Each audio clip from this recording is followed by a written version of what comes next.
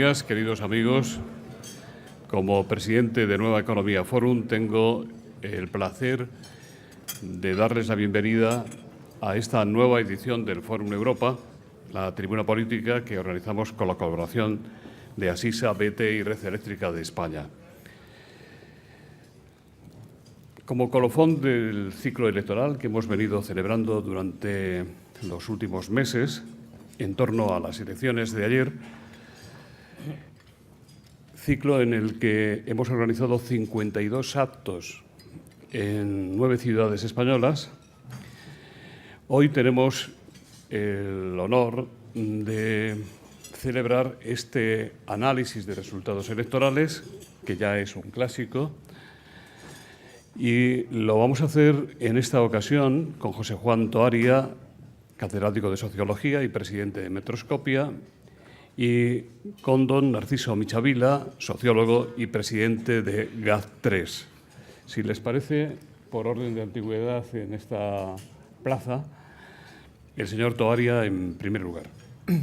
Pues muchas gracias, José Luis.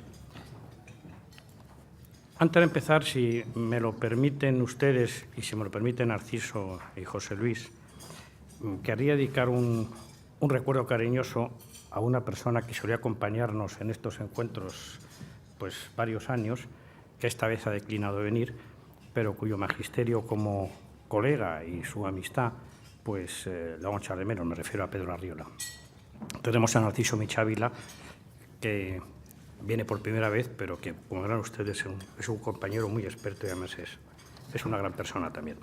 Dicho esto, también en la línea de agradecimientos, antes de empezar, querría agradecer, y discúlpenme, al periódico en el que publicamos nuestras cosas, que es el diario El País, porque en tiempos muy turbulentos, tanto en 2011 como ahora, cuando hemos sacado cosas contracorriente, nunca han puesto no solo la más mínima pega, sino que no me han dicho esa típica reacción de «pero ¿estás seguro? ¿Cómo sacas esto?».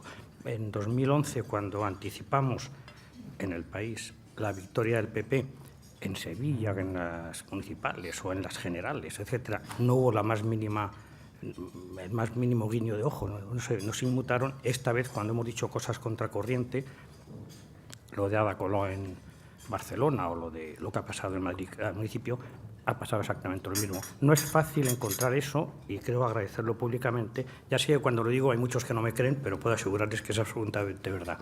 Así se puede trabajar muy bien. Dicho esto, José Luis, lo que querías en esta primera ronda breve es análisis general, cómo se ha votado, cómo han influido los nuevos votantes, disección territorial y sus consecuencias, con particular referencia a aquellos lugares significativos. Esto es lo que habíamos convenido los tres. Vale. Bueno, básicamente yo diría que lo que ha pasado es lo que se veía venir. Es decir, todo el que haya seguido el pulso de España a través de los sondeos, y nosotros tenemos la fortuna de poder hacer un sondeo todos los días, y por lo tanto hemos seguido día a día casi el latir de la sociedad española, se veía venir que había un malestar de fondo muy profundo, que ese malestar no encontraba cauce de expresión institucional y pugnaba por encontrarlo. Encontró una primera salida en las europeas con un porcentaje de voto muy pequeño realmente, pero que fue muy sorprendente para una nueva formación, como fue Podemos, que después en los sondeos pareció ampliarse a una nueva formación también, nueva en el resto de España. En Cataluña llevaba ya una trayectoria de 2 legislaturas, como es Ciudadanos, y que, bueno, quedaba por ver el test de una confrontación electoral. Pasó en Andalucía, ahí prácticamente todos los sondeos coincidimos en que Ciudadanos y Podemos iban a tener una presencia importante, la tuvieron. Hago un mínimo paréntesis. Yo creo que ya va siendo hora que en este país nos europeicemos también en esto de los sondeos. A mí me sorprende cada vez que hay algún mínimo, entre comillas, fallo en las estimaciones de los sondeos, el regocijo que produce a muchas personas, incluso cuando el fallo es en el Reino Unido. Entonces, cuando el Reino Unido, en las últimas elecciones, los sondeos tuvieron un relativo fallo que técnicamente es muy explicable y que realmente no es tanto fallo. Hay que ver el gran tema en los medios españoles fue el fallo de los sondeos, cosa que, por cierto, no ocurrió en el Reino Unido, ¿no? Yo creo que eso, hay mucha gente todavía en España que cree que es síntoma de, en fin, de estar por encima de los demás y de que a ellos no se la dan con queso. Decir eso de los sondeos no me lo creo. Ayer mismo fue muy notable, por ejemplo, por poner un ejemplo, el portavoz de CiU, cuando estaban dando ya no los resultados de los sondeos, sino los datos reales del recuento, afirmaba que sus propios datos no decían lo mismo. Claro, yo le dije, pues dígalo usted, no se lo guarde, porque ¿para qué espera para decirlo, verdad? Entonces hay todavía esa falsa creencia de que los sondeos es una cosa que se hace de cualquier manera, que es una especie de juego de salón de trileros y que vale todo. No, es una técnica que requiere una experiencia, que requiere un saber, que algunos lo hacemos como podemos, otros lo hacen mal, pero pasa como en todos los oficios. Por lo tanto, cierro el paréntesis, en este caso los sondeos han detectado, llevan mucho tiempo en España, donde, por cierto, el nivel medio de calidad es altísimo, y no lo digo yo, lo han dicho universitarios que han hecho estudios, los ha publicado el CIS, intentando ver el grado de finura en la percepción de los estados de opinión que los sondeos en España tienen, que es, repito, altísima. Pues bien, todos los sondeos venían detectando que en España había un malestar muy profundo. El malestar tenía un triple sustrato, que es muy obvio, no voy a insistir mucho en ello. Por un lado, una incomodidad con el modo en que estaba funcionando el sistema político. Se puede simplificar en el eslogan «no nos representan», que fue el eslogan del 15M. ¿Qué quiere decir con esto? Quiere decir que el éxito siempre tiene un precio, el del anquilosamiento, el de la comodidad, el de acomodarse a creer que todo está resuelto. PP y PSOE, sin duda alguna, tienen un historial o una hoja de servicios impresionante. Sin ellos, España no sería hoy lo que es, y cuando uno compara la situación actual con la de hace 30 años, la diferencia es abismal, pero a cambio han entrado en una dinámica interna de anquilosamiento, de enquistamiento, de una tendencia al autismo que la sociedad ha percibido. Se han ido alejando gradualmente, cada uno a su manera y su forma, del sentir ciudadano.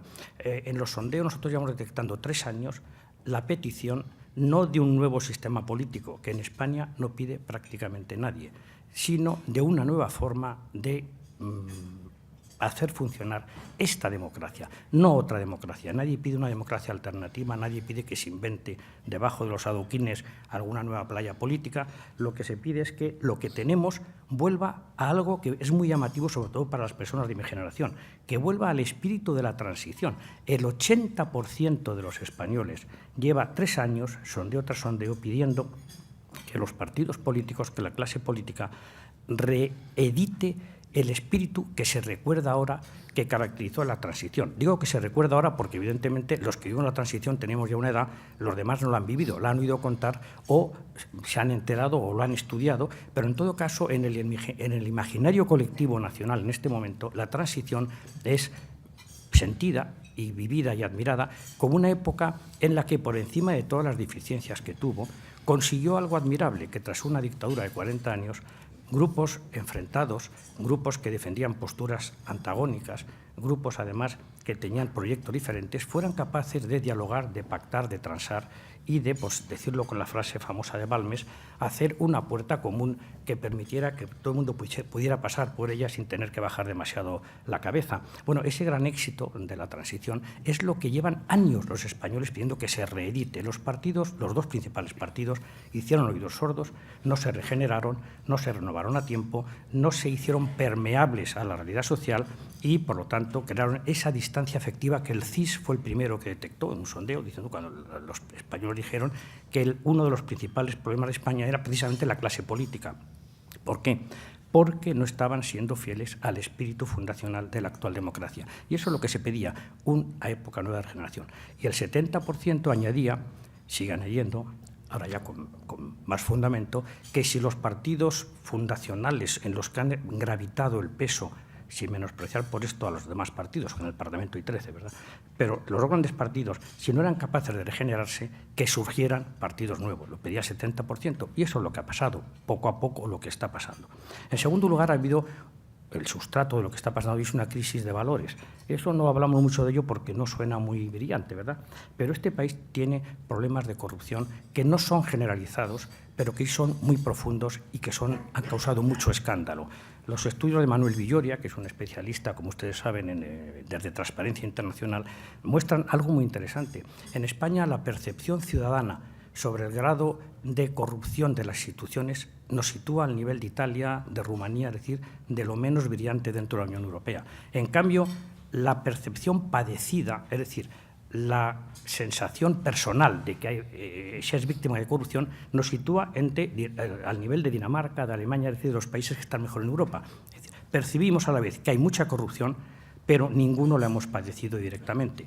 ¿Por qué? Porque está muy localizada en unos ámbitos muy concretos, la vida pública, y porque la reacción de los partidos que la han experimentado, básicamente los que han tenido capacidad de gobierno y capacidad de poder, ha sido la equivocada en todos los casos. Nadie piensa que el PP sea todo un partido corrupto, que el PSOE sea un partido corrupto o que CiU sea un partido corrupto. Lo que sí piensa la ciudadanía es que son partidos que han tenido un reflejo equivocado de proteger a los corruptos, de no propiciar la investigación. Recuerden que, por un ejemplo nada más, cuando el caso Bárcenas, la primera reacción equivocada del PP fue demandar justamente a los que habían destapado aquel asunto. Luego han rebobinado y lo han hecho de otra manera. La primera reacción es la defensiva, la de que la ropa sucia se lava en casa y, por lo tanto, han impedido la actitud higiénica para la ciudadanía de que lo que está mal es imperdonable, lo haga quien lo haga. Ahora sí se dice, pero en su momento no se hizo. Y eso es una factura que estaba pendiente y es una factura que están pagando precisamente los partidos que han tenido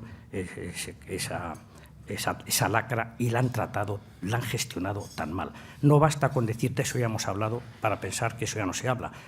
Los líderes políticos les molesta hablar del tema, a la ciudadanía les molesta que no se hable, que no se haga un acto público de contrición, de petición de disculpas y de muestras efectivas de estar preveniendo y luchando definitivamente contra ella. Y el tercer factor que gravita sobre todo lo que ha pasado, evidentemente, es la situación económica y social.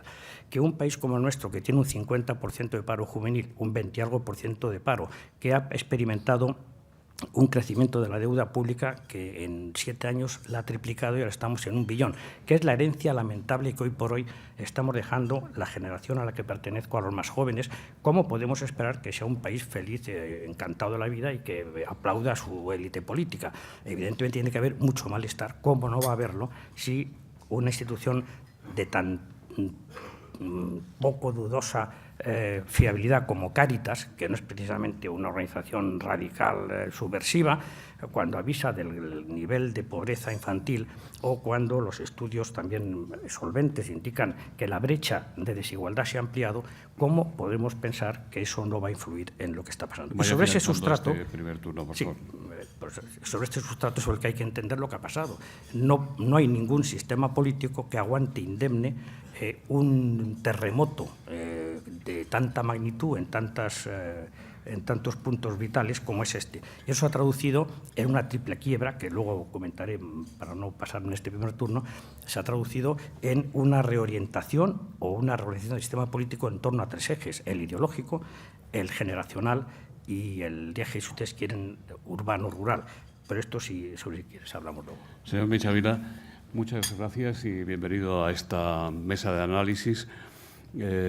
Puede, como no, empezar descontándole el tiempo por dedicatorias y agradecimientos, si te parece bien. Muy bien. Agradezco evidentemente la invitación. Entro. Los principales clientes está aquí representado por el señor Carlotti. Sí, y también presidente de Antena 3. De hecho, bueno, pues agradezco mucho a Antena 3 la oportunidad y también a ABC la oportunidad que nos da de ir publicando nuestros sondeos. Entre otras cosas porque yo aquí en España, igual que en el Reino Unido, nos solemos cubrir mucho los que trabajamos en encuestas y luego a lo mejor no acertamos, acudimos mucho a... Es que es una foto fija y en el Reino Unido también lo escuchamos. O sea, en Londres aquella noche yo escuché mucho a compañeros míos decir «It was a snapshot», ¿no? Dicen, hombre, pues una foto hecha justo la víspera ya podías haber acertado un poco más. Quiero decir, si no conseguimos acertar, la culpa es nuestra, que no hemos sabido analizar. En este caso, la verdad es que a pesar de ser unas elecciones tan sumamente complicadas, hay que reconocer que el trabajo en España se ha hecho, desde luego, bastante mejor que en Israel y bastante mejor que en el Reino Unido. Voy a intentar responder de forma rápida a las dos preguntas. ¿Cómo se ha votado y cómo son los nuevos votantes? Y luego ya algún análisis territorial que se tiene. ¿Cómo se ha votado? Yo recomiendo siempre las encuestas no verlas de cerca. Las encuestas hay que verlas siempre de muy lejos. Y eso quiere decir hay que verla en perspectiva temporal y se ve mucho mejor el agregado que el local. Y la prueba es que nosotros, por ejemplo, pues ayer, pues en algunos sitios, en la encuesta con Antena 3, pues erramos en un sentido, en otros en otro, pero sin embargo luego el global es más fácil y el global, sin embargo, pues nos sale clavado justo lo que habíamos dado, porque al final la encuesta hay que verla de lejos. Pero el análisis del votante no podemos caer nunca en el error periodístico de pensar que vota el electorado. El electorado no existe. Existe cada uno de los votantes y cada uno de ellos tiene muchos motivos en un solo voto. Se ha cumplido una de las máximas en Madrid y es que decíamos que muchas alcaldías se decidirían por un solo voto y en este caso la historia de Madrid ha cambiado por 7.800 votos, que son los que restan de la ley, vamos, del resto de DON del PP respecto ahora Madrid. 7.800 votos en Madrid habrían cambiado la historia. ¿Pero eso quiere decir que cada uno de los que ha votado buscaba los resultados? No, cada uno está buscando lo suyo y, por lo tanto, el análisis del votante hay que ir siempre de abajo arriba. Sabiendo, además, que el voto es la última decisión del elector.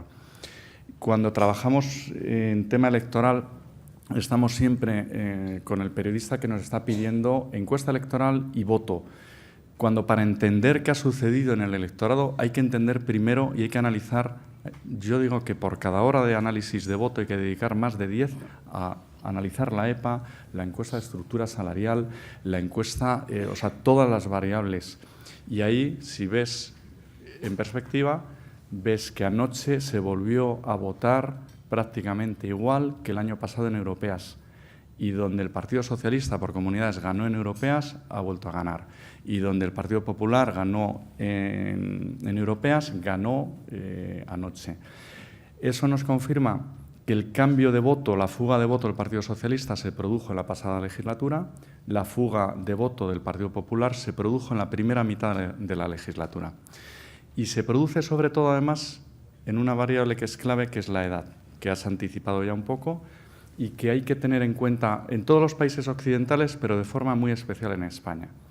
Tenemos un sistema social que protege muy bien a los mayores y, de hecho, nuestros mayores, si no están viviendo mejor que nunca, es porque con sus pensiones han mantenido a las generaciones más jóvenes, pero tenemos un sistema que ha cargado sobre la generación menor de 40 años todo el peso de la crisis.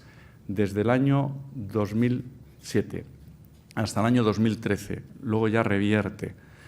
El 80% de la reducción salarial global, la mayoría de ella vía paro, luego también de contención salarial, pero sobre todo vía paro, el 80% de esa reducción de ingresos en el bolsillo del asalariado es en la generación menor de 40 años. Esa es la generación que ha cambiado el voto.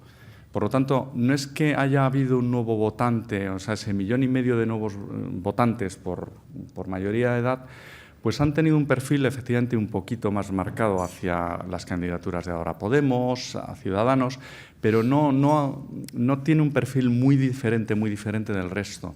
Sobre todo, el gran cambio es que los menores de 40 años, y nosotros ya hace meses que trabajamos con la variable, aparte de izquierda a derecha, que nos ayuda mucho, es un atajo que utilizan los políticos, y aunque el votante no va por la vida pensando en izquierdas y derechas, pero nos ayuda muchísimo a entender un poco el voto.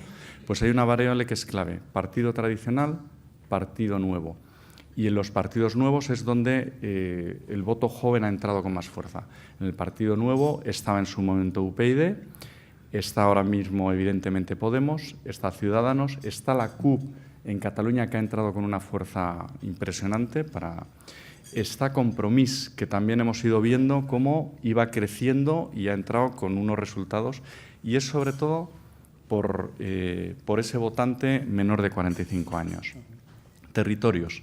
Ya he dicho Madrid, pues que al final la historia la va a cambiar 7.800 votos. Las encuestas han acertado con el resultado del Partido Popular, está en la media. Se ha deshecho el mito de que había una de las candidatas del Partido Popular iba a salir mucho mejor que la otra, que había muchísimo voto dual. La realidad es que han obtenido pues un apoyo bastante parecido en sus mismas, donde se presentaban en las mismas mesas, ¿no?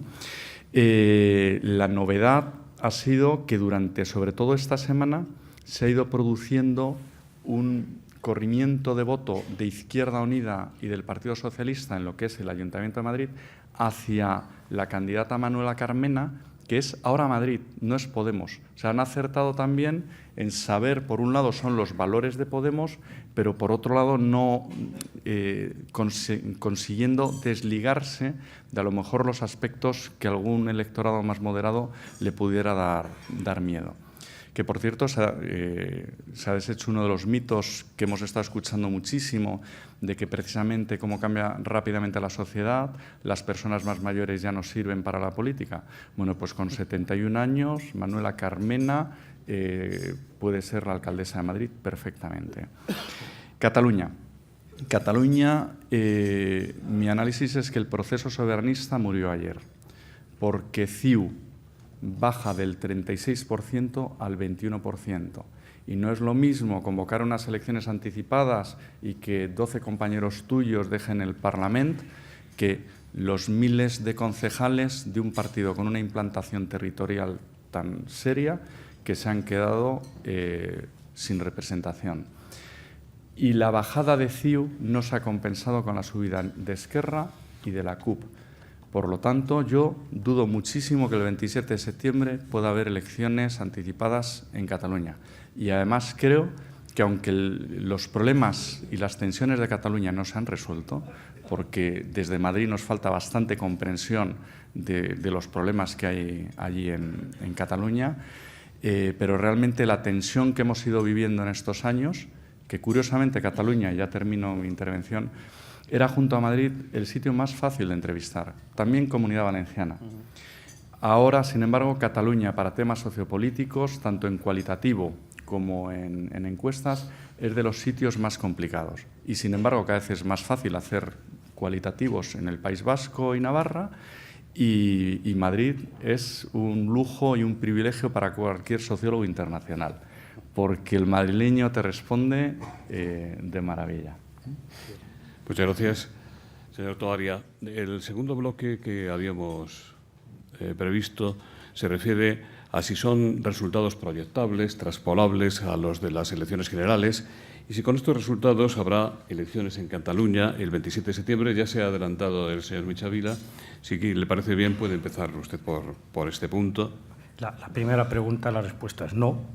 Una elección municipal es una elección municipal, no es una elección general. Hay un factor diferencial muy importante que es la figura de los alcaldes. En estas elecciones en concreto hay sitios donde el peso de unas determinadas personas ha sido decisivo para que en una marea de cuestionamiento de la mayoría absoluta del PP o del PSOE en algunos sitios, pues la presencia de una figura muy popular haya bastado para mantener ese ayuntamiento. Son elecciones distintas, pero sí son un anticipo, un guiño, una señal de las corrientes profundas que están ocurriendo. Decía Narciso, y tiene razón, que Cataluña, probablemente por la marea soberanista y el barullo mediático y el ruido que ha habido, se ha vuelto más confusa. Nosotros, y pongo el ejemplo, pero entiéndanme que no es, sino simplemente por poner un ejemplo, no hemos recibido más críticas, yo creo que en muchos años, que las que se han derivado del hecho de que dijéramos que en Barcelona iba a ganar Ada Colau. Nos dijeron que, claro, que de Madrid, que sabíamos cómo podíamos verlo. Bueno, al final pues ha pasado lo que ha pasado. Yo creo que desde fuera hay veces, siguiendo aquella idea mertoniana de que a veces verlo desde fuera es más clarividente que verlo cuando de dentro está todo tan confuso que te marea, que verlo desde el propio dentro. Coincido con Narciso en que el soberanismo se ha llevado un golpe tremendo. El propio Mas lo dijo antes de las elecciones, la víspera, que sin Barcelona sería imposible el proceso soberanista. Bueno, en Barcelona, en el ayuntamiento, los 3 partidos que apoyan el proceso soberanista tienen 45 concejales, menos de la mayoría absoluta. Por lo tanto, si es verdad lo que ha hecho Mas, el proceso, no sé si está herido de muerte, pero está en un problema muy serio. Un dato que hemos saltado los dos, pero que también creo que merece la pena resaltar, es el éxito, en cambio, en el País Vasco, que es un síntoma de normalización, entiendo, del PNV, que ha recuperado sitios donde había perdido y que ha ganado en sitios donde nunca había ganado. Es decir, el PNV, que ha adoptado una línea muy distinta de actuación de los nacionalistas catalanes, bueno, pues tiene la recompensa clarísima en las urnas. Dicho eso, hacia lo que vamos es hacia un sistema nuevo. Creo, José Luis, y corrígeme, que nos honra hoy con su presencia la embajadora de Dinamarca. Yo voy a sugerirle que plantee el pedir derechos de autor, porque últimamente todo el mundo habla de Dinamarca y de la serie esa de televisión tan estupenda, Borgen, poniéndolo como ejemplo de dónde hay que ir a buscar referentes, por cierto, no en Juego de Tronos, para entender lo que puede ser la vida política española a partir de ahora.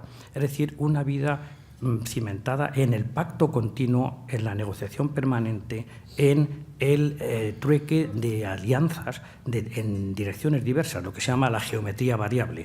Fíjense, en un sondeo que hicimos el 12 y el 13 de mayo, en la víspera, la antevíspera de las elecciones, el 70% de los españoles, primero, aprueba que se acabe con el dominio de los grandes partidos y que haya más de 2 que tengan un peso par igual y que tengan que negociar entre ellos. Y el dato más importante, un 70% también considera que los partidos deben poder negociar en cada sitio con partidos distintos, sin que eso sea descalificado como entreguismo, traición a los ideales o pasteleo, sino al revés, como una muestra de realismo, de buscar entre todos la solución más adecuada para los problemas de cada lugar y de cada momento, y por lo tanto generando esa nueva cultura de pacto y transacción. Por cierto, 2/3 de los españoles piensan que la ciudadanía está preparada para esa nueva cultura política de negociación, pacto y acuerdo. Entre otras razones porque llevan pidiéndolo, como les he dicho antes, desde hace al menos 4 años. Pero al mismo tiempo, esa misma proporción piensa que quienes no están preparados, aparentemente, son los políticos que, teme la población, tenderán, en cuanto que puedan, a volver a las mayorías absolutas, porque ciertamente es más cómodo para gobernar, aunque estudios politológicos que existen demuestran que aquellas sociedades que tienen sistemas pluripartidistas alcanzan con más facilidad reformas profundas y duraderas y más beneficios sociales que aquellos otros donde hay bipartidismo. Es una tesis muy disputada, pero 2 profesores de Harvard han hecho un estudio muy importante que por el momento constituye la palabra más definitiva sobre esta cuestión. Del cuatripartidismo que nos encabezamos, las elecciones de ayer solo dan un apunte. Piensen que Ciudadanos solo se ha presentado en 1.000 de los 8.000 municipios que hay en España. Ha tenido que improvisar un partido en un par de meses, 3 meses. Que Podemos, como ha señalado Narciso, ha tenido la inteligencia de, en los sitios complicados, presentarse diluido en un grupo más amplio del que forma parte. Manuela Carmena no es militante de Podemos y ha declarado públicamente que no se siente obligada por lo que ese partido indique. De hecho, durante la campaña lo ha declarado públicamente, ha ido a su aire. Cualquiera que la conozca sabe que es muy difícil que se adapte a una disciplina partidaria con anteojeras. Ada Colau, evidentemente, nadie pensará que es portavoz ni que significa Podemos. Mónica Oltra, lo mismo.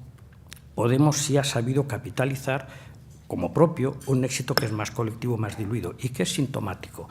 En ese posible esquema cuatripartito, del triple eje que les he mencionado antes rápidamente, el ideológico lo que parece indicar es que vamos a ir a un abanico en el que habrá un partido de derecha, no de extrema derecha, pero sí de derecha, que es el PP, ahí ha quedado por ahora ubicado, ahí lo ven sus votantes y ahí lo ve el resto de la sociedad.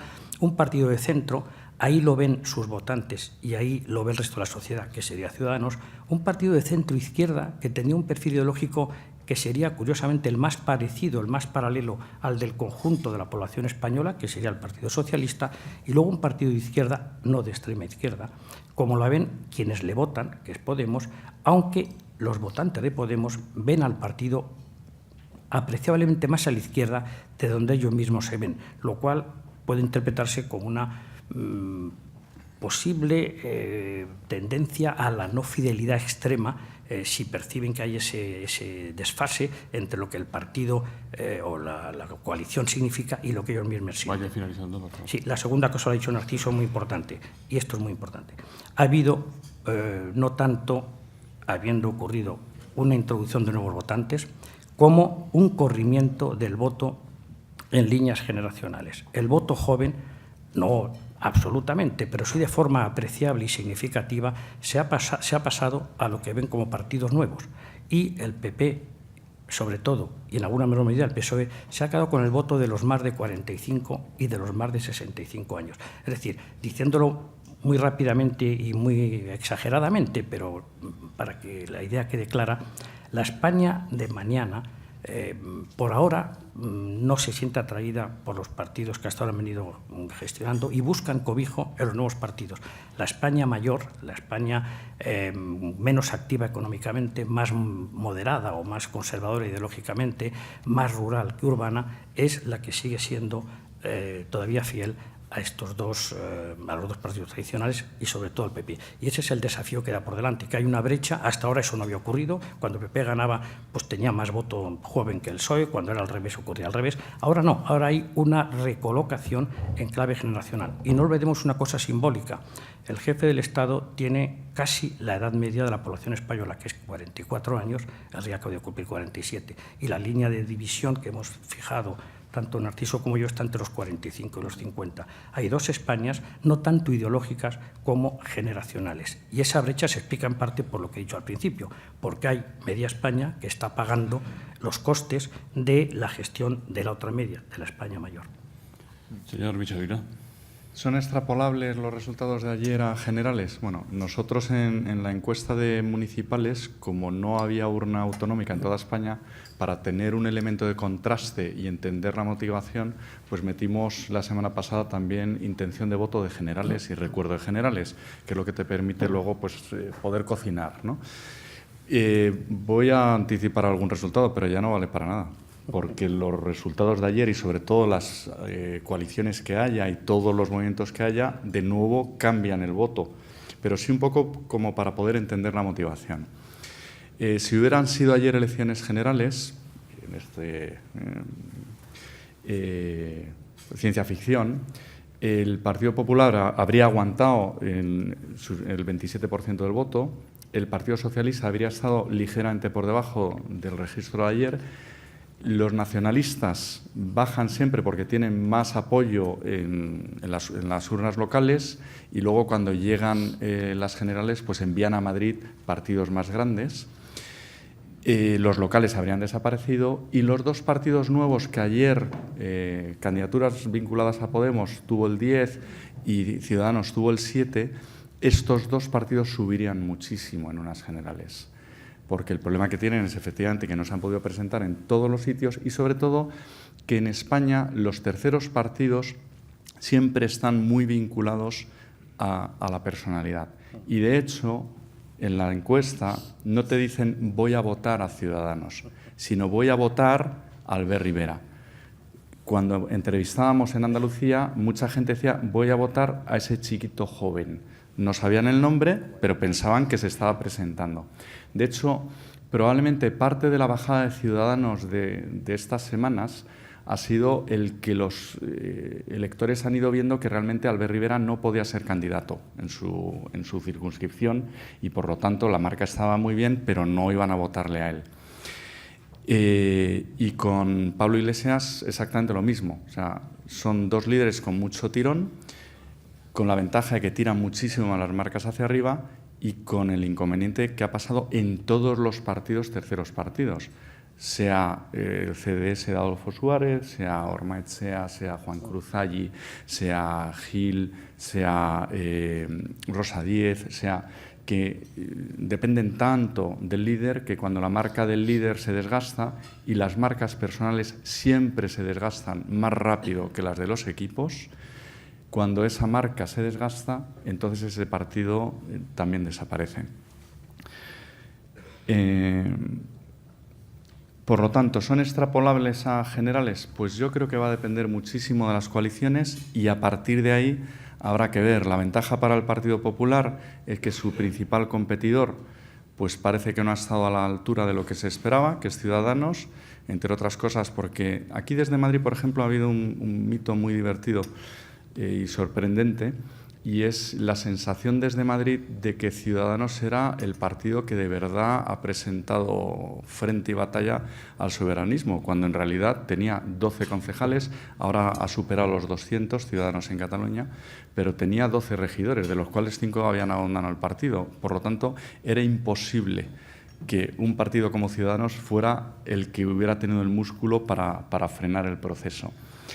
Y daba la sensación que Ciudadanos podía ser la alternativa. Los resultados de ayer, que le dejan incluso por debajo del Partido Popular de Cataluña, pues se hace ver que la dimensión de Ciudadanos no era tan grande como nos podía parecer inicialmente. Y en todo caso, volvemos a la importancia de la edad. Las siguientes elecciones generales serán elecciones de alta participación, donde el voto joven, que suele ser el que marca los niveles de participación, porque las edades más maduras suelen acudir a las urnas casi siempre en unas generales, y por lo tanto pues hay más opciones para los partidos nuevos porque irán más jóvenes, y ahí amplío hasta los 45 años, irán a votar. Y con esta... Muy bien. Bueno, yo formulo los titulares de los bloques y ustedes se hacen un traje a medida, por lo que veo. Pero bueno, hagan lo que les plazca, que lo hacen ustedes muy bien. La cuestión es, ¿ahora qué? ¿Qué espera la gente a juzgar por los resultados? ¿Qué pactos pueden darse? ¿Cabe el cambio de sillas, por ejemplo, en Valencia? Ciudadanos lo tiene mucho más difícil que Podemos en términos de libertad para pactar. ¿Qué conclusiones sacan ustedes, señor Toaria? Hombre, José Luis, es que haces preguntas de periodista muy complicadas. Nosotros somos sociólogos. Uno no puede renunciar a lo que es. Evidentemente. Y mucho menos a los 63 años. Yo tengo más que tú. Por eso tampoco voy a renunciar a mi papel de sociólogo, que es hacer fotos de la sociedad. No puedo hacer pronósticos, no soy político ni politólogo. Entonces, la mitad de las preguntas que hacen, la respuesta a la de los luthiers. Y yo qué sé. Es decir, depende del análisis que cada staff político haga de la situación. Sí te puedo decir una cosa, vamos a ver. Lo que la gente espera algo distinto. Por eso ha votado, no de forma masiva, no han tirado al mar al PP y al PSOE. Por cierto, no sé quién podría esperar eso. Es decir, que el PP tenga una derrota importante no significa que desaparezca. No tiene que desaparecer para sufrir una derrota importante. El PSOE lo mismo. Simplemente no son hegemónicos en la forma en que los venía siendo hasta ahora. Van a tener que compartir el protagonismo con dos formaciones nuevas. ¿En qué nivel? No lo podemos saber. ¿Por qué? Porque una cosa es que los datos de sondeos, que por cierto uno nuestro de la víspera de las elecciones coincide con el que ha dicho Narciso, en unas elecciones generales hipotéticas, imaginarias, que tuvieran lugar ahora, pues PP y PSOE empatados, prácticamente empatados, quizá con unas décimas por encima, el PSOE incluso, estarían por delante, pero muy cerca estaría Podemos y Ciudadanos. El problema es que el sistema electoral español, no lo olvidemos, son 52 elecciones. En cada distrito se disputa un número muy dispar de diputados.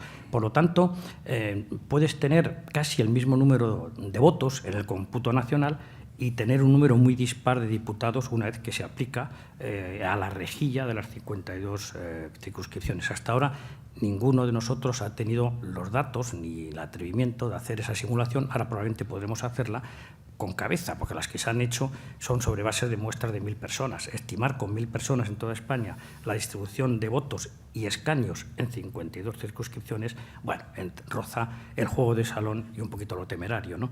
Pero es muy posible que el cuarto partido, sea quien sea que quede en cuarto lugar, e incluso el tercero, se vea penalizado por el sistema electoral que tenemos. Por lo tanto, una cosa va a ser la fuerza electoral de estos cuatro grandes formaciones, Otra cosa es el peso en escaños, en que eso se traduzca, ¿no?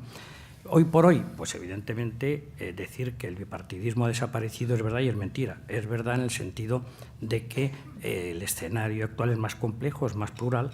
Es mentira si lo que queremos decir es que PP y PSOE ya no pesan nada, pesan y mucho en la escena política nacional. Lo que pasa es que estamos asistiendo a una evolución, yo creo que fascinante, que es realmente, puede llegar a ser una refundación del sistema político tal y como lo conocemos, una reactualización, una modernización, en modo alguno una reconstrucción desde las raíces, en el sentido de que sea más plural como es la sociedad española. La sociedad española es una sociedad muy diversa, muy plural, y encasillarla en dos grandes opciones fuerza mucho las cosas. No hay tradición tampoco de ello. Entonces, hay siempre una franja de ciudadanos que se sienten muy incómodos con el hecho de procusto que supone tener solo dos grandes opciones. El que haya cuatro permite modular más, permite que las opciones intermedias, más templadas, tengan un lugar al que acogerse. Que Ciudadanos ha bajado en estos últimos días, como ha dicho Narciso, es cierto. En parte porque desde los medios, todavía con una óptica, yo creo que del tiempo que estamos abandonando, se sigue haciendo la ecuación. Ciudadanos es un PP reciclado, por lo tanto, quiera o no quiera, acabará votando al PP. Podemos es un partido de izquierda más radical que el PSOE, pero por último de izquierda, quiera o no quiera, acabar buscando con el PSOE, por lo tanto, ahí están las coaliciones montadas. Los líderes han dicho por activa y por pasiva que eso está por ver, nadie les ha creído, pero en el caso de Ciudadanos yo creo que eso les ha afectado mucho porque la idea de ser la marca blanca o la marca oculta o el apoyo incuestionable del PP ha hecho que una parte de sus votantes, los más con una vocación más de centro-izquierda, se hayan pasado al PSOE. Eso explica por qué en los sondeos está también ahora remontando el Partido Socialista. ¿Qué vaya a ocurrir en el futuro? Pues lo veremos en estos meses, que van a ser sin duda fascinantes. Va a depender mucho, como también ha apuntado Narciso, de la política de alianzas que se lleven a cabo y de cómo sean presentadas. Y aquí sí me interesa mucho alertar. La ciudadanía, ya lo he dicho antes, y es clarísimo, no interpreta que pactar con unos en un sitio y con otros en otro sea traición, sea venderse, sea una muestra de debilidad ideológica, sino al revés, una muestra de realismo. El problema es que hasta ahora nuestros medios, probablemente por la inercia del tiempo que venimos, tiende a pensar que cada vez que se pacta con alguien en un sitio, con otro en otro, que eso es pasteleo, que eso es algo turbio y que eso va contra la naturaleza de las cosas. La admirada por toda la inteligencia nacional ahora, Dinamarca podría ser un buen ejemplo al respecto y bueno, digo porque hablan continuamente de ella, no hay más que leer artículos continuamente hablando de la serie esta. Coste que no tengo ningún derecho en la serie de televisión, lo aclaro. Borgen, es un buen ejemplo de cómo se puede pactar desde el respeto a los propios principios, cómo no se pierde la propia identidad si uno llega a acuerdos con el contrario. Porque, por último, la política es el arte de pactar con los que no piensan como uno mismo, porque pactar con los que están muy cerca es facilísimo. Lo difícil es pactar con los que piensan otra cosa, como, por cierto, se hizo en la transición, como añoran los españoles. Señor Michavila. ¿Y ahora qué? Es más fácil anticipar que van a ser 23 millones de votantes que 23 políticos. Eso es muy complicado. Ahora, pues, los pactos que hagan. Lo que sí, yo soy muy optimista porque, aunque parece que va a ser... O sea, uno de los valores de la democracia española es que ha dado estabilidad. Una estabilidad que es lo que ha permitido, pues, al final, unas reformas y que estemos saliendo de la crisis mucho antes que otros países con menos estabilidad. Y podría dar la sensación, además, sobre todo en medios extranjeros, que como va a estar todo tan fragmentado, pues vamos a un país ingobernable, porque encima además tenemos una estructura territorial local pues con muchísimos ayuntamientos y luego pues mucho poder regional también. Y sin embargo, yo soy optimista porque en realidad el electorado no es tanto que esté cambiando de colores y de siglas, es que hay una nueva motivación y eso es además lo que más nos ha costado. No tanto nos dicen, debe ser muy difícil ahora con nuevos partidos. No, el problema no es nuevos partidos, es nuevas motivaciones. En el Reino Unido, UKIP clavaron el 12% y sin embargo no supieron acertar bien el de los tradicionales porque había nuevas motivaciones que nunca habían tenido allí, ¿no? Entonces, en el conjunto del electorado, sea de los partidos tradicionales y más aún de los nuevos, porque los nuevos tienen un votante mucho más masculino, más urbano, de mayor nivel de estudios, más instrumental y, por lo tanto, más exigente, que le pone el listón a los nuevos partidos mucho más alto y no les va a permitir simplemente que haya cambios por cambios y que haya simplemente ideología por ideología. Si al final no llegan a acuerdos, no llegan a pactos, no hay gobernabilidad, dentro de 4 años esos partidos han desaparecido y hemos vuelto de nuevo al bipartidismo, no sé con qué colores y siglas, pero volveremos de nuevo a buscar estabilidad. Pero es que creo que esta legislatura habrá algunos ayuntamientos que no sean capaces de ponerse de acuerdo 6 partidos minoritarios para tener alcalde o alcaldesa y, sin embargo, sean capaces de estar sistemáticamente vetando presupuestos, no dejando gobernar, etcétera. Pero yo creo que esos van a ser casos reducidos y, sin embargo, creo que ahora en Andalucía se van a llegar a pactos, no sé cuáles, y en el resto de las comunidades a pactos de forma muy rápida. Y si no van a esperar a las urnas. O sea, el elector está siendo más racional y más atento a lo que están haciendo sus representantes que nunca. Por lo tanto, no le van a permitir muchas frivolidades que a lo mejor en otras épocas ha sucedido. Muchas gracias. Empezamos ya, si les parece, por las preguntas. ¿Qué les parece el papel de los medios en estas elecciones, en la campaña y especialmente en la noche electoral, donde las televisiones privadas relegaron vergonzosamente a las televisiones públicas, en particular a la televisión española? Especialmente relevante, en mi opinión, fue la audiencia y el estilo de los 2 canales de antena de A3 Media, Antena 3 y La Sexta, que se reparten muy bien los estilos, las formas y los públicos a los que tienden. Está aquí el señor Carlotti, profesor Carlotti, si usted quiere corregirme, intervenir, etcétera, será bienvenida.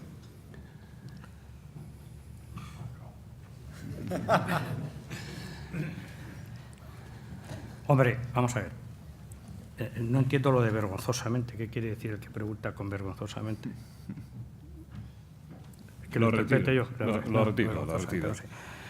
Vergonzosamente para la pública, que ha quedado muy descolocada frente al anterior papel en las elecciones anteriores, donde la audiencia primordialmente estaba en las televisiones públicas, en especial Televisión Española. Yo creo que ahí, como en todo, el que tiene la última palabra es, en este caso, el espectador, y las cuotas de audiencia pues marcan en que hasta qué punto una cadena logra conectar o no con el público. Achacar a La Sexta o a Antena 3 que tal partido o tal líder tenga más éxito es una tontería, porque es confundir el espejo con la realidad. Ya decía Quevedo que lo que importa es cambiar la cara, no arrojar el espejo. Yo creo que las públicas han estado, y lo digo porque lo pienso y no por molestar a nadie, excesivamente condicionadas probablemente más por autocensura que por presiones de fuera, no lo sé, y que no han tenido la frescura ni el atrevimiento de estar en primera línea informativa.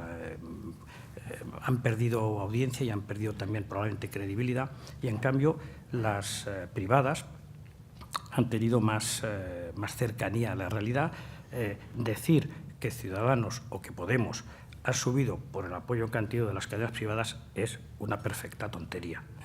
Porque según eso siempre ganaría quien tiene el control de las televisiones, siempre perdería quien no lo tiene. La experiencia demuestra que eso no es así. Entonces yo creo que los medios en general, quitando el caso de las televisiones, han cumplido su función pues como suelen hacerlo, muy competentemente. Hay quien lo ha hecho mejor, hay quien lo ha hecho peor, pero en conjunto la información que han ofrecido los distintos medios, sobre todo la prensa escrita, Internet, que cada vez es más importante y más influyente, yo creo que ha sido nos ha permitido a todos estar conectados. La prueba es que ayer se colapsó Internet en muchas partes de España, todo el mundo buscábamos información del Ministerio del Interior, pero curiosamente más ágil las páginas de algunos medios informativos privados, ¿no? Entonces yo creo que los medios han cumplido su función dignamente. Yo no creo que hayan intervenido de forma especial en la campaña. Qué duda cabe que en las democracias los medios de comunicación son la forma de llegar, ¿no? Pero no olvidemos que se ha votado en 8.122 municipios, que un tercio de los municipios tiene menos de 20.000 habitantes, que ya le puede decir la televisión lo que quiera, que al final, en un municipio de 17 concejales, 20.000 habitantes, al final se conoce, y por lo tanto el voto en este caso ha sido un voto más a la persona en estos sitios. Y de todos los medios, el medio estrella es la televisión. Sin embargo, el candidato del Partido Socialista aquí en Madrid, Carmona, ha tenido muchas más horas de televisión que la candidata de Ahora Madrid, Carmena, y sin embargo no han obtenido los mismos resultados. Por lo tanto, o sea, la relación de SER con apoyo electoral no es nunca directa. Ya sé lo que me va a decir el profesor Toaria, pero yo tengo la obligación de trasladarles las preguntas que me han llegado. Muchas de ellas quieren saber su opinión, jugando con sus conocimientos profesionales, acerca del futuro de Rajoy, de Esperanza Aguirre, de Rosa Díaz, de Cospedal, de Artur Mas. Ustedes insisten en el cambio generacional. ¿Esto, junto con los resultados, juega en contra de Rajoy? Bueno, eso no es ponerme a prueba mis conocimientos profesionales, porque en base a mi profesión, yo ahí tengo que decir que no tengo ni idea. Puedo decir como ciudadano de a pie y no creo que eso interese mucho. Pero usted ha hecho también estudios de intención de voto. Vale. Bien, pues te diría que evidentemente Mariano Rajoy, como presidente del partido, que aunque ha ganado las elecciones ha sufrido una pérdida muy importante, tiene que tomar nota de ello, tiene quizá que comprender que el estilo de gestión que ha hecho no es del todo el adecuado y, sobre todo, ya que me pones en el brete de decirlo, pues lo voy a decir, no tengo ningún inconveniente. Vamos a ver, a todos nos gustaría que nos juzgaran por nuestras cosas buenas y por nuestras virtudes y que se obviaran nuestros defectos y nuestros fallos.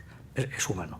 Entonces, Rajoy yo creo que ha incurrido en ese error que en un político es grave, de pensar que si él insistía únicamente en el lado bueno de su balance, que lo tiene, el otro quedaba descartado automáticamente. Entonces yo creo que el error que ha cometido es ignorar en exceso que, junto al reequilibrio de las grandes cifras macroeconómicas, España está padeciendo mucho, que hay muchas personas en España que lo están pasando muy mal, que, como he dicho antes y lo repito ahora, medios no sospechosos ideológicamente y muy competentes vienen denunciando el aumento de la pobreza, de la desigualdad. No mencionar una palabra al respecto e incluso cometer, supongo, el desliz de decir en plena campaña que quién se acuerda del paro, pues creo que es algo que denota una pérdida de sintonía con lo que piensa el ciudadano medio. Es decir, Rajoy también creo que cometió el error en el tema de la... Nadie duda que Rajoy sea una persona honesta. Yo creo que nadie en España piensa que sea una persona corrupta. Estoy seguro de ello. Pero ha cometido el error de tratar el tema de la corrupción y el tema de Bárcenas como un accidente en el camino y que, con no mencionarlo y decir ese señor o ese tema, pues eso queda solventado. La política del avestruz nunca es rentable, porque yo no quiero hablar de un tema que me molesta, pero que a los demás les importa y les escuece, ese tema no desaparece. Entonces el PP creo que se ha equivocado profundamente en cómo ha tratado el tema de la corrupción. No basta con decir corrupción hay en todas partes, que bueno, puede ser por desgracia verdad en pequeña medida, pero lo cierto es que la ha habido más en el partido que más gobierna y que tiene más responsabilidad. Entonces, eso había que afrontarlo de otra manera. En segundo lugar, las medidas económicas que han reequilibrado el conjunto de la economía han tenido un coste desmesurado, y lo que no se puede esperar de la persona a la que, para salvarle la vida, le amputas un pie, una mano, un ojo y, en fin, le dejas dañar un pulmón, que luego te aplaude ya, ¿cómo se lo agradezco? Sobre todo si hay otro médico que dice, hombre, yo lo hubiera podido salvar con menos daño, ¿verdad? Entonces, todo eso hay que explicarlo. La política, se nos olvida a todos, es ante todo explicación. Es un relato de situación que resulte creíble y verosímil a la ciudadanía. Si se renuncia a hacer ese relato, se crea un vacío. Y ese vacío no se llena por sí solo, porque la evidencia, por mucho que se empeñen los gobernantes, no es autoexplicativa. Quien quiera ver la botella medio llena la va a ver, pero quien quiera ver la medio vacía la va a ver también. Por lo tanto, yo creo que ahí el señor Rajoy tiene un coste enorme. ¿Qué más has preguntado? Por toda la nomenclatura, Aguirre, Díez, Cospedal... Hombre, Esperanza Aguirre creo que se ha confundido de estilo de campaña, lo digo sinceramente, y además se lo he dicho personalmente a ella, se lo dije antes de la campaña. Tuvo el detalle de llamarme y yo le dije sinceramente lo que pensaba. La población española detesta los malos modos en política. detesta la agresividad. Quiere, y lo diré una vez más y perdónenme, volver al espíritu de la transición de confrontación de ideas, no de personas. No quiere descalificaciones, no quiere agresividad. Cometió el error, entiendo que bueno, se dejó llevar por el calor de la campaña, por lo que fuera, de hacer una campaña agria. Miren, cuando preguntamos en los sondeos, y seguro que a ti te pasa igual, ¿cuál es el partido al que usted nunca votaría? El 54% dice que al PP. Es el partido en el ranking de antipatía el primero. El segundo es Podemos. Un 25% dice que nunca votaría a Podemos. El tercero es el PSOE, que lo hizo un 12%. Y el cuarto es Ciudadanos, al que solo un 4% dice que nunca votaría. Entonces, bueno, esto no quiere decir que le vayan a votar, pero quiere decir que ese recelo a apoyar, en el caso de, si me permite la expresión humorística, el PP se ha convertido en el Mourinho de la vida política nacional. Es competente en algunas cosas, pero lo hace con tanta antipatía y con tanta sequedad que genera tanto rechazo como afecto, ¿no? Pedro Sánchez. Pues Pedro Sánchez ha tenido el acierto de personificar, junto con Susana Díaz, una renovación del PSOE, que probablemente es más discutible en otros términos, pero al menos en términos de imagen es visible, ¿no? Entonces, bueno, ciertamente el PSOE lo tenía más fácil que el PP. El PP solo podía perder, evidentemente no podía mantener las cotas que tenía de poder. El PSOE, con poco que mejorara, ha mejorado sustancialmente y puede disputar, y de hecho lo está haciendo ya en parte a Ciudadanos, un espectro del voto que tendría a irse a los nuevos partidos y que quizá ahora está vacilando porque empieza a ver que a lo mejor el PSOE está ya en camino de regenerarse. El PP tiene todavía por delante esa tarea. Pero yo sigo, porque de UPyD, ¿qué vamos a decir? Pues lamentar que es un partido que ha hecho una labor estupenda, pero que no ha tenido apoyo. La democracia es apoyo, no es simplemente una hoja de servicios estupenda. Señor Michavila, ¿usted cree que la señora Cospedal tiene los días contados como secretaria general del Partido Popular? Bien, soy sociólogo y por lo tanto mi papel es el de analizar al votante. Pues ¿no? analice, que siempre queda algo. Y dar claves, por si le sirven también a los políticos, que alguno de ellos hay aquí. Y es que coincido, o sea, problemas del Partido Popular que no son muy diferentes a los del Partido Socialista ni muy diferentes al de los partidos catch-all parties en cualquier país. Al final, en las democracias suele haber siempre dos partidos, uno más a la izquierda, otro más a la derecha, que para llegar a la mayoría social, que casi siempre, bueno, que siempre está en el centro y en la moderación, pues llega un momento en el que son prácticamente uno reflejo del otro. Y en todos los países acaban habiendo pues, partidos que consideran que esos líderes han abandonado los principios. Y ahí es el análisis además que hizo Tony Blair antes de su victoria electoral y que le permitió además por primera vez que el Partido Laborista ganara 3 veces. Gracias a Philip Gould, fallecido hace 3 años, que si Philip Gould hubiera asesorado al Partido Laborista, el Partido Laborista yo creo que habría ganado estas elecciones. Porque el Partido Laborista ha cometido el error que creo que Pedro Sánchez es buen candidato, pero creo que el Partido Socialista está cometiendo el mismo error que el Partido Laborista británico, y es irse al extremo. Entonces, abandonar la mayoría, precisamente por el riesgo que tenía de fuga hacia Podemos. Tienen que volver, si quieren recuperar sus votantes, tienen que volver de nuevo a sus principios. O sea, ayer, aunque las cifras son las mismas de 23 millones de votos y vamos a Madrid y son las mismas cifras que hace 4 años, pero ayer votó en Madrid, por ejemplo, mucho votante que no había votado tradicionalmente y, sin embargo, mucho votante tradicional del Partido Popular se ha quedado en casa. Igual que pasó en Andalucía, igual que pasó en las europeas. Parte es ese abandono a sus principios, no todo es corrupción y que evidentemente el tema principal es corrupción, pero sobre todo es privilegios. El ciudadano, y sobre todo en época de crisis, puede entender que no se cumplan las leyes y que haya trampillas, porque, bueno, somos latinos. Lo que no puede consentir es la sensación de que su representante está viviendo muy bien a costa de pagar él esos privilegios. Y, por lo tanto, pues, donde ha habido prepotencia, no quiero personalizar en nadie, pero ahí les ha ido peor. Y, sin embargo, donde ha habido humildad y no sensación de privilegio, les ha ido mejor. Y ojo, los nuevos partidos tampoco es que estén libres de eso, ¿eh? O sea, muchos de ellos podían haber ido muchísimo mejor si no se hubieran mostrado tan prepotentes. Porque si además los partidos nuevos, los tradicionales, no están entendiendo al voto joven, los partidos nuevos no están consiguiendo entender a los votantes mayores. Y tanto vale el voto de un mayor como el de su nieto. Y de ahí que también los partidos nuevos estén con un techo ahora mismo que, salvo que cambien un poco su forma de llegar al voto más mayor, pues no conseguirán llegar a ser partidos de gobierno. ¿Me permites una postilla breve?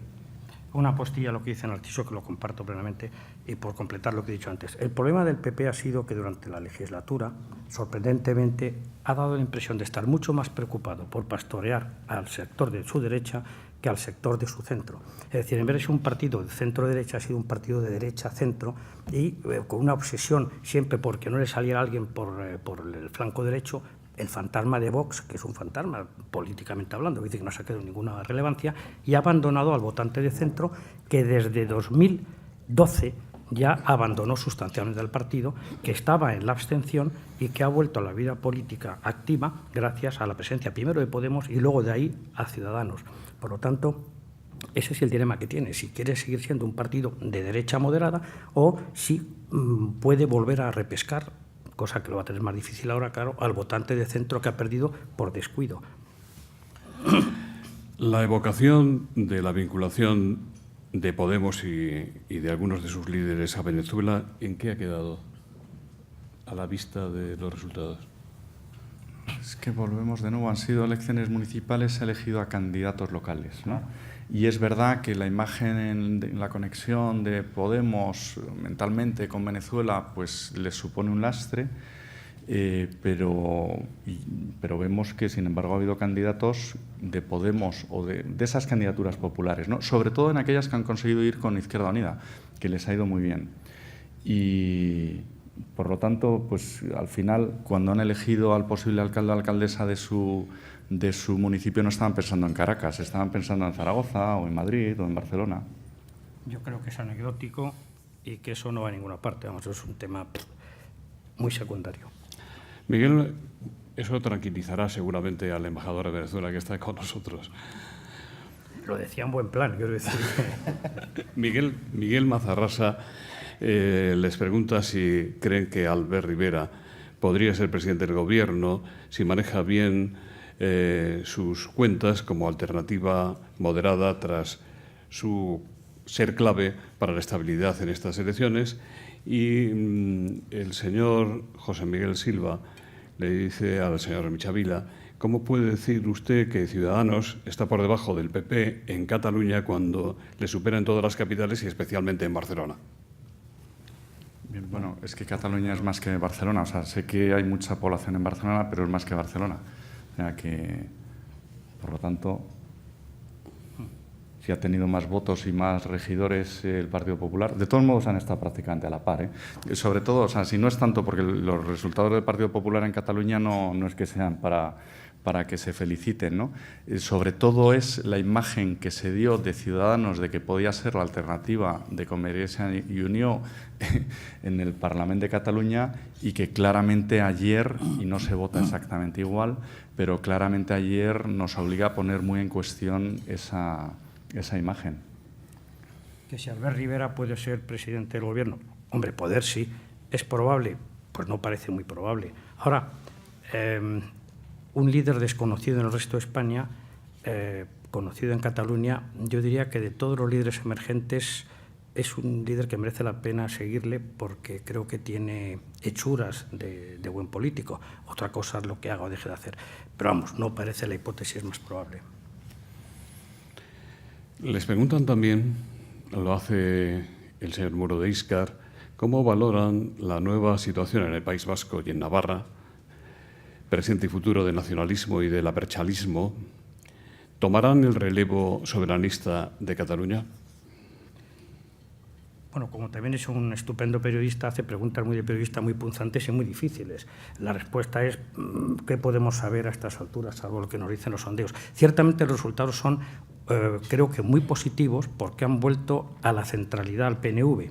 Es decir, el PNV, que había estado perdido quizá en el espectro político en los últimos años, con la dirección de Urkullu, parece haber ganado esa centralidad, ha ganado en todas partes, incluso en Guipúzcoa, donde era un partido que siempre estaba siendo superado, ha superado a la izquierda abertzale, ha superado a Bildu. Entonces, la buena noticia es que es un nacionalismo, digamos, moderado, que no renuncia en absoluto a sus señas propias de identidad, pero que no está en la senda que ha emprendido de forma sorprendente los partidos nacionalistas catalanes. De hecho, marca mucho las distancias con ellos y puede ser a lo mejor el antimodelo o el contramodelo a la senda emprendida por Cataluña. Para mí me parece que para el conjunto de España es una buena noticia. Sí, o sea, coincido totalmente cuando el PNV no cae en el error de entrar en confrontación identitaria, sino en gestión. El PNV tiene acreditada mayor capacidad de gestión que Bildu, claramente. Si hubiera entrado, si hubiera cometido, también coincido, el error de haber entrado en el debate identitario, claramente Bildu le habría ganado esa batalla. Pero es que es como ha pasado en Escocia, pues cuando se convoca un referéndum y el tema identitario es lo principal, pues entonces al final 50 y tanto de los 57 representantes escoceses, en lugar de haber estado votando gestión y haber votado Partido Socialista, pues han votado el Scottish National Party, ¿no? Por lo tanto, País Vasco, yo creo, además es una zona que es que se nota cómo está, que es que no te puedes creer que hayamos vivido lo que hemos vivido allí, ¿no? Y que además es otra de las fallos de comunicación. Antes hablabas de cómo el Partido Popular le ha fallado la comunicación, de no hacer ver que efectivamente cuando tú estás ya creando empleo, esas cifras de pobreza infantil que hablabas, pues revierten. Y es que hasta el número de nacimiento de niños está creciendo ya. Empezó a crecer el año pasado y crece ahora mismo. Porque es que al final, si no hay empleo, hay desigualdad, hay pobreza infantil y hay de todo. Y cuando creas empleo, pues eso revierte. Le ha fallado hoy la comunicación y creo que a toda la sociedad española nos ha fallado también el reivindicar que al final ha sido la sociedad española la que ha vencido la violencia de ETA. Y además con las reglas de la transición, que les ha permitido obtener representación y estar gobernando San Sebastián, y sin embargo Bildu pues va a perder San Sebastián. Y esto pues hace una década parecía un sueño, vamos, impensable, y sin embargo vamos a ver una Euskadi pues pacificada y democrática. Navarra es otra cosa. Navarra, tened en cuenta que es, junto con Castilla-La Mancha, la única comunidad donde su estatuto prevé que si en 2 meses no se han puesto de acuerdo una mayoría, y son 50, son par, número par, pues gobierna la lista más votada. Por lo tanto, pues habrá gobierno en Navarra seguro. ¿En qué medida se ha pesado la corrupción en las urnas? Le preguntan desde varios asistentes, Valencia como laboratorio. ¿Y qué han hecho los electores que han abandonado al PP? ¿Se han quedado en casa? ¿Se han ido con Ciudadanos? Bueno, esta es fácil. Evidentemente el tema de la corrupción ha pesado. Preguntan continuamente, ¿cómo es posible? Hombre, es que una cosa es penalizar a un partido por los casos de corrupción que le han marcado, otra cosa es, como decía antes, tirarla al mar. Entonces el PP, como CiU, como el PSOE, han tenido una penalización muy fuerte, la más visible ha sido en este caso la del PP, precisamente en los sitios donde ha habido casos de corrupción más escandalosos. Valencia, Madrid, y por lo tanto, claro que ha habido una penalización. Eso es obvio. La otra pregunta era si... ¿Qué han hecho los electores del PP? Pues los electores del PP, pues parece claro que una parte importante ha decidido traspasar su voto a Ciudadanos y otra parte ha optado por quedarse en casa. Sí, nosotros ya, claro, tenemos que dar por buena la encuesta municipal global de ayer, porque cuando te sale clavado décima a décima, pues entonces das por buena la matriz de resultados, no tienes ni que cambiarla. Y efectivamente una buena parte del voto del Partido Popular se ha ido a Ciudadanos, Ciudadanos se ha nutrido principalmente del Partido Popular, no solo, también ha sacado abstencionistas, algo del PSOE, etcétera, pero una buena parte del votante del Partido Popular se ha quedado en casa esta vez. No quisiera olvidarme de Galicia y de Extremadura. ¿Qué análisis hacen ustedes? El PP puede perder en Coruña, bueno, ha perdido en Coruña, en Santiago, en Orense es posible que no obtenga la alcaldía. ¿Y el caso de Extremadura, qué les parece? Extremadura, yo siempre que he perdido una cena, yo, como estás con tantos periodistas, el otro día cuando La Sexta me graba para La Sexta Columna, pues me jugué varias cenas y una de las que he perdido, pero quedamos que la tomaríamos en Barcelona, era la de Ada Colau. O sea, yo pensé que ganaba Trias y ha ganado Ada Colau. Extremadura, a mí mis datos me daban ligeramente por encima a Monago, pero era de los sitios claramente que ayer cuando pintábamos el mapa de Antena 3 tenía muy clarito el color de todos, menos Extremadura. Nos dio indicios ya las pasadas europeas, ahí ganó en las europeas el Partido Socialista y el PSOE le daba ganador, el CIS le daba ganador, pero también el CIS le estaba dando absoluta en Castilla y León, que yo no lo veía, y daba fuerza más votada al PSOE en Castilla-La Mancha, que tampoco lo veía.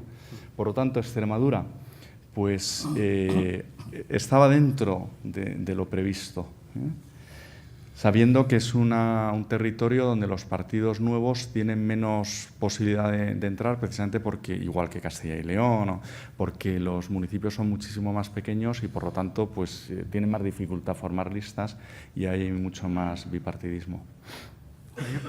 Salvo de la cena, que por desgracia no la aposté porque hubiera podido invitarte.